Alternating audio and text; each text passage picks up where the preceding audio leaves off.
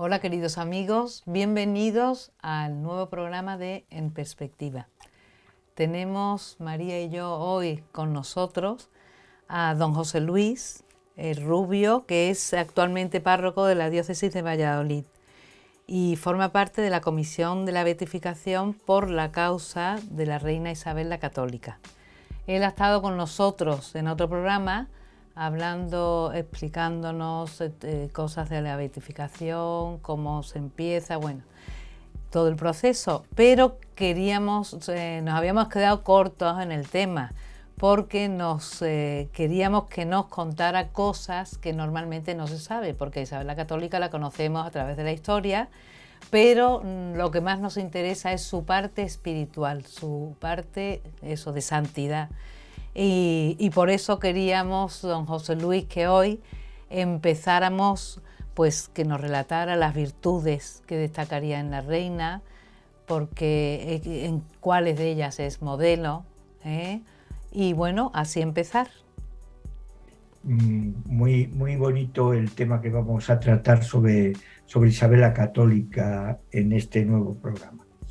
Cuando a una persona se le abre un proceso de beatificación, de canonización, una de las cosas que se estudia son las virtudes heroicas, que se llama, que es todo su potencial espiritual y su trayectoria de consecuencia de esa parte espiritual con su caminar y trascendencia en la vida, en los días que vivió. Esa persona en la cual se empieza a estudiar ese proceso que empieza a moverse. Isabel la Católica es el personaje que trasciende a su época, a su tiempo y a un todo. Ella fue una mujer que era piadosa desde la niñez, lo sabemos. ¿Por qué? Porque ella vivió lejos de la contaminación junto a su hermano Alfonso, hay que decirlo también, en Arévalo, junto a su madre Isabel de Portugal, de la dinastía de los Barceló. Que ella mamó una leche buena de fe, está claro, no solo por su padre, por su madre, sino también por su padre. Pero luego también hay que decir que Isabel de Barceló, estamos hablando de Isabel, todavía Isabel es una niña. Isabel, porque solo conoció al padre cuando tenía 4 años Isabel, murió su papá, su padre, Juan II de Castilla, y hereda la corona Enrique IV. Isabel de Portugal, esto es muy importante saberlo, viene con una corte de damas y de mujeres muy preparadas que la acompañaba a la hora de casarse, que luego continuaron con ella, y luego algunas pasaron a ser parte de Isabel. Entre ellas venía una santa doncella, una santa virgen, una dama jovencita, que era Santa Beatriz de Silva. Santa Beatriz de Silva era dama de la madre de Isabel la Católica, pero que tuvo en los brazos a Isabel, está claro, porque Isabel era muy niña y había una diferencia de edad. Luego ya, cuando muere Isabel de Portugal y demás, pasa a formar parte de las grandes personas santas que vivió rodeada también Isabel la Católica, entre otras Santa Beatriz de Silva. Iniciamos. Isabel la Católica fundadora. ¿De qué? De las concesionistas franciscanas. Un ejemplo que me viene de entrada a la cabeza, con esta dama que la tuvo en brazos de pequeñita, Santa Beatriz de Silva. Funda el convento en Toledo y le cede Isabel el Palacio de los Galianas, le da dote para fundar, dinero para fundar, y funda con unas doncellas portuguesas la nueva orden que sigue caminando, que solamente en América hay 40 y tantas casas. Fijaros, ahí se ve que está la providencia detrás de ella. Ella era una niña de oración, inculcada por su madre y apartado del mundanal ruido de la corte, esa corte que había con tanta corrupción y donde mandaba más cualquier noble importante que el propio rey, que el propio Enrique IV. Entonces ella no se contaminó de esa locura de ese materialismo y de ese juego que había tan sucio en aquella corte de los Trastámaras, que terminaría, por decirlo así, toda esa corrupción y todos esos abusos que había en muchos conceptos. Cuando ella ya llega y toma, es coronada como reina. Coronada como reina. Lo que voy a enumerar, solo lo puede hacer una persona que es santa, que lleva a Dios dentro, que su vida ella la contempla en brevedad y que quiere compaginar su trabajo, su obediencia al Papa como reina católica, y su caminar en un país que era cristiano. Todavía el reino de Granada era muy potente, era grandísimo, cubría también Málaga y es muy grande en extensión. Ella nada más que es coronada como reina, consagra todos sus reinos a Dios. Meditemos esos instantes, ¿eh? Todos los pone bajo la protección de Dios. Fijaros qué bonito, ¿eh? Seguimos caminando. Su matrimonio. El matrimonio, que hubo intrigas, que hubo prisas. ¿Por qué hubo intriga y hubo prisas? Porque todo hay que verlo en el contexto de aquella época y todos somos humanos. Porque era crucial la unión de Castilla con Aragón.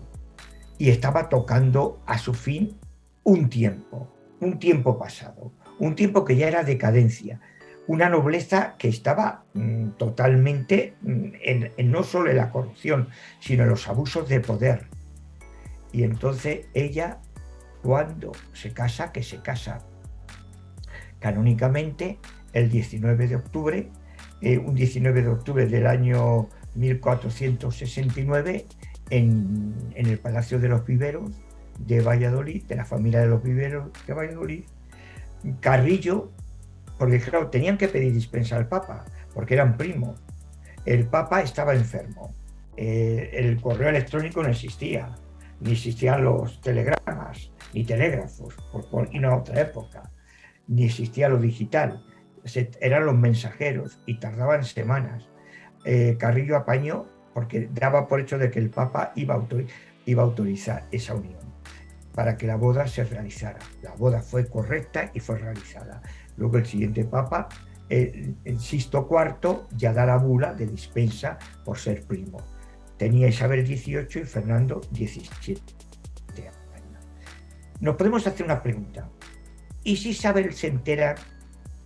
El matrimonio no afecta a la validez del matrimonio, lo que voy a decir, y menos sacramental. Si Isabel se entera que en este apaño entra el cardenal Carrillo, ¿cómo hubiera reaccionado ella? No se hubiera casado, hubiera esperado. Eso lo puedo garantizar con toda seguridad porque se ve en el trayecto de las cosas que siguen viniendo. Ahí vemos esos dos príncipes, por así decirlo, casi adolescentes, que se casan. La virilidad, que era muy importante para la continuación de la estirpe, hay que verlo en las costumbres de aquellos siglos, estaba garantizada ya por Fernando. Fernando ya había tenido con 16 años un hijo, lo que estaba garantizado que era un príncipe, en la virilidad que se contemplaba en aquellos siglos. Hoy día estas cosas pueden sonar fuera de un contexto, pero la historia y la santidad se estudia en el tiempo que le toca vivir a cada persona. ¿Cómo era la espiritualidad de ella? Una persona orante, una persona buscando siempre la justicia y el camino de perfección, y una persona que la mínima duda que tenía la consultaba a su confesor, que en esa época de joven era Fray Hernando de Talavera, que era prior de la orden Jerónimo, de los Jerónimos en Valladolid, del monasterio del Prado, de origen judaico, primer arzobispo de Granada, camino de los altares, se le ha abierto proceso hace muy poco tiempo, y ella venía muy siempre que podía, se escapaba al monasterio del Prado a rezarle a una virgencita pequeñita de batalla, parecida a esta, ¿veis? La Virgen del Prado, una imagen pequeñita de batalla en madera, ¿eh? Y siempre venía y rezaba y se confiaba a su confesor. Fijaros qué catadura espiritual, qué sensibilidad tenía esta mujer. ¿Dónde vemos ese potencial que tenía esta mujer? Estaba tocada por Dios, está claro. Nada más que se corona, hay un hecho para mí importantísimo, que guarda una relación muy importante, que es la guerra contra Portugal en 1475. La guerra contra Portugal fue una guerra civil donde fijaros esto que importante, parte de la nobleza se divide, una a favor de Isabel de Castilla y otra de esa nobleza la traiciona, se pone a favor de Portugal. ¿Por qué? Porque se dan cuenta que esta reina viene en serio. Es una reina que viene como los grandes reyes de Judá, como los grandes reyes de Judá.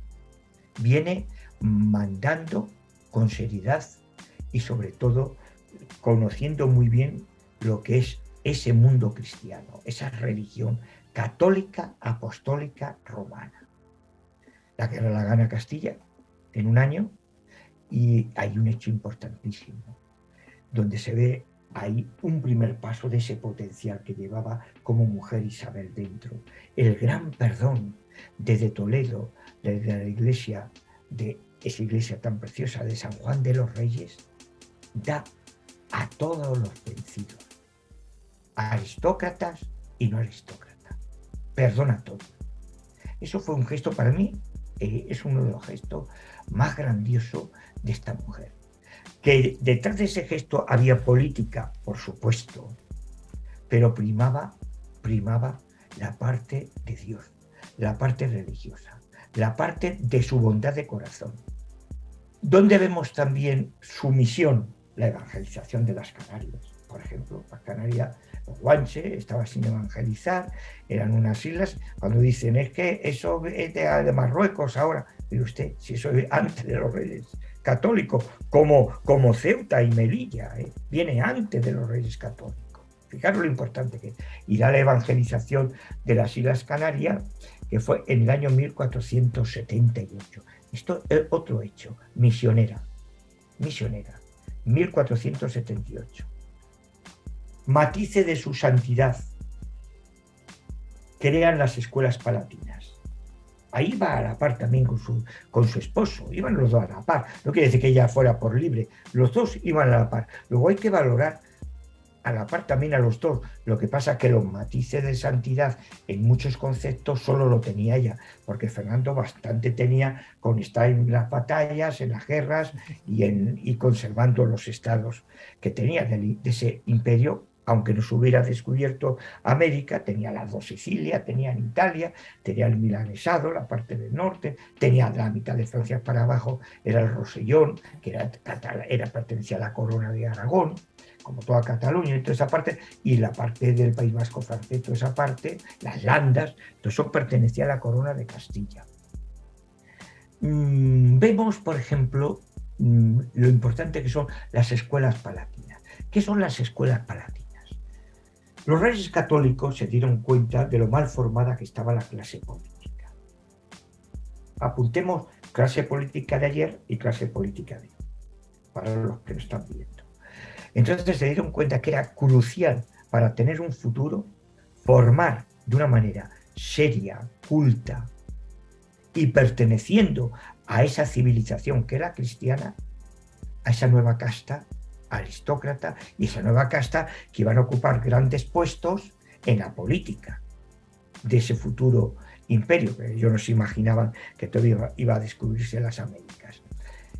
Y ahí crean las escuelas palatinas, donde se forma muy bien una casta aristócrata y militar también, a su vez, de mandos militares, en un equilibrio de formación, no solo de filosofía, de estudio, de conocimiento, de ciencia, sino también de catequesis cristianas. Ahí viene la fuerza. Hasta ahí precioso, ¿verdad? Todo. Bueno, ¿Dónde muchas vemos virtudes. Yo tengo una Sí. pregunta. Eso se ve más como monarca, pero en su vida privada, como madre, como esposa, como hermana, ¿cómo era también ella en sus relaciones más cercanas? Pues mira, ella, qué buena pregunta. Ella, en su vida privada, educó muy bien a sus hijas, porque el niño Juan el Heredero murió muy jovencito. Educó muy bien a todos sus hijos, incluyendo al príncipe heredero, que murió muy joven. ¿Por qué sabemos que educó muy bien a sus hijas? En las costumbres de aquella época, porque está todo muy bien documentado. En primer lugar. En segundo lugar, los hijos de los reyes católicos, las hijas, se casaron con la crème de la crème, como dirían los franceses, de toda la realeza europea. Con Portugal, con Inglaterra, con todos, con el imperio austrohúngaro, polaco, alemán, con todo. Fueron sus hijas casadas con lo mejor, y vemos cómo han ido caminando y cómo estaban formadas. Y de hecho, Juana tenía con los estudios que tenemos nosotros sobre la enfermedad mental de Juana, que era la heredera. Las carencias mentales le vienen de la madre. Isabel de Portugal, desde que quedó viuda, fue una mujer que fue perdiendo, depresiva y con grandes ausencias mentales en muchos momentos. Que yo creo que esa parte enferma de la mentalidad también que tenía Isabel de Portugal lo hereda Juana.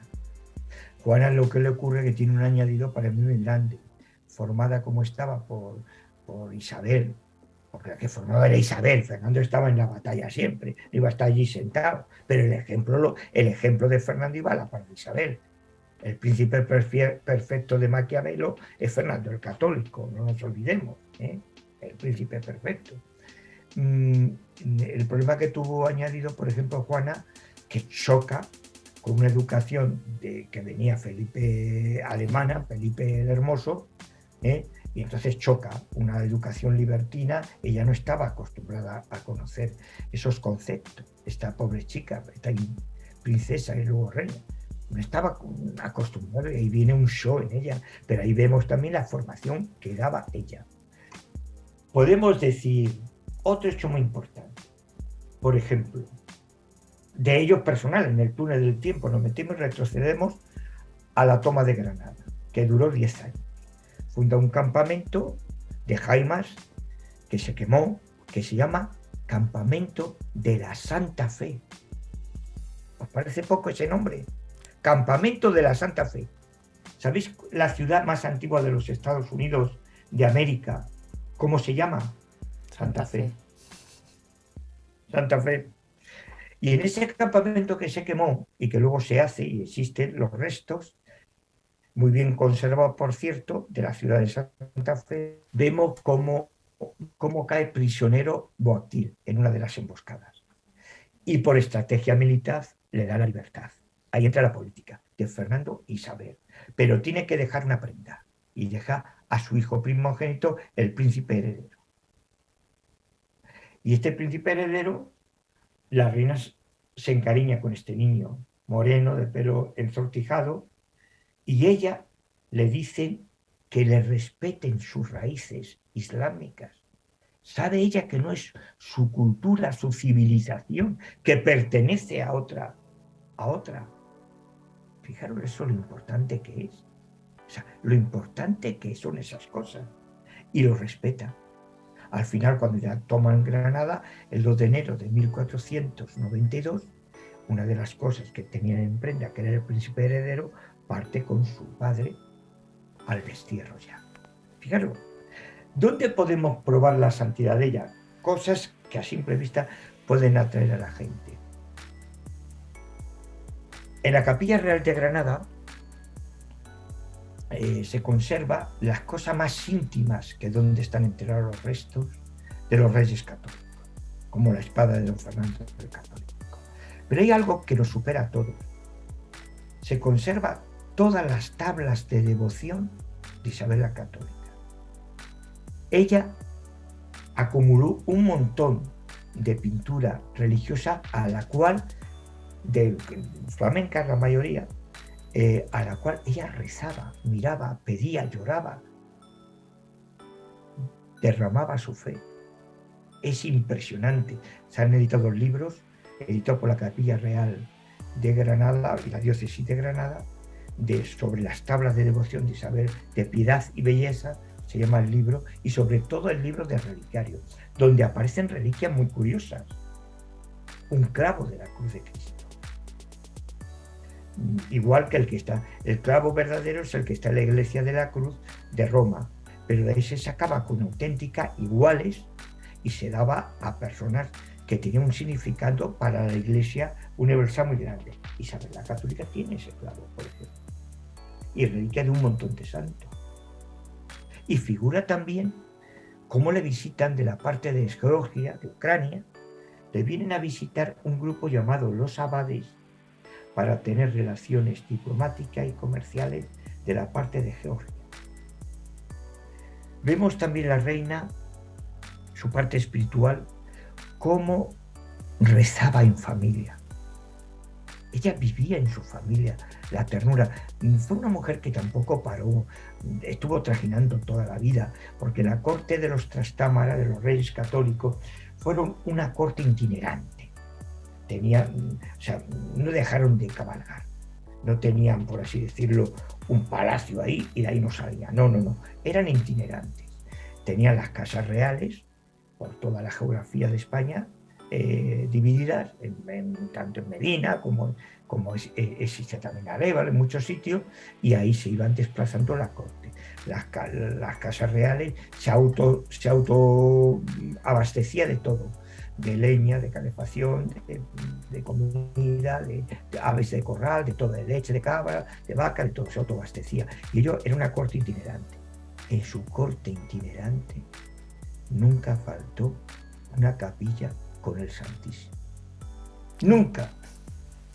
Don José Luis, nos encanta todo lo que nos está contando con esas anécdotas, esa virtud acompañada de los hechos históricos. Pero se nos acaba el tiempo, entonces por último ya, para cerrar, cuéntenos qué ha supuesto para usted en la vida de la Reina Católica y si le ha ayudado su sacerdocio, ya para terminar. Qué pregunta más buena. Bueno, yo he nacido en Granada de una familia muy religiosa y con unos antepasados que llegan también a la época de los reyes católicos, de apellidos. Entonces, yo he nacido en una familia donde a la reina le hemos visto santa, esté o no esté en los altares. A los santos se le lleva más rápidamente por la devoción popular, como un San Isidro Labrador, por poner un ejemplo, que por otros conceptos. La devoción popular es clave. Si el pueblo lo ve santo, nadie se niega a esa santidad, porque está la providencia detrás de esa devoción popular. En mi casa a la reina la hemos visto siempre santa. A mí, pues la vocación se la debo a ella, claro. Yo no hubiera estado de sacerdote, pues mi vocación era diferente. Estaba metido en el mundo empresarial y las casualidades en estas cosas no existen. Había dos cosas, porque mi padre dice muchas veces, decía, porque ya murió con 108 años, decía mi padre, dice, tu vocación se la debe a tu madre y a Isabel, y a la reina. Pues mi madre quería tener un hijo sacerdote. Se murió muy joven, con 47 años. Claro, no tenía vocación de sacerdote. Me vino cuando me vino. Y me vino por entrar en el proceso de beatificación, ayudar. Dije, oye, qué bonito es este mundo, qué paz me trae, qué bonito. Yo estaba triunfando de la vida, no era ninguna persona que estuviera en declive.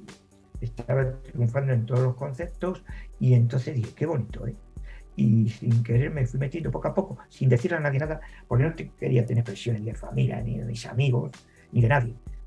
De hecho, cuando entré mis amigos, pues se reían. Bueno, de hecho todavía se sigue riendo. Parece un amigo hace poco, una semana, de México, que hacía 40 años, 30 y tantos años que no nos veía, y lo que menos se podía imaginar, aunque ya se habían metido por las redes sociales, que yo me hubiera metido a cura, claro. Fíjate. Pues le debo la vocación a ella.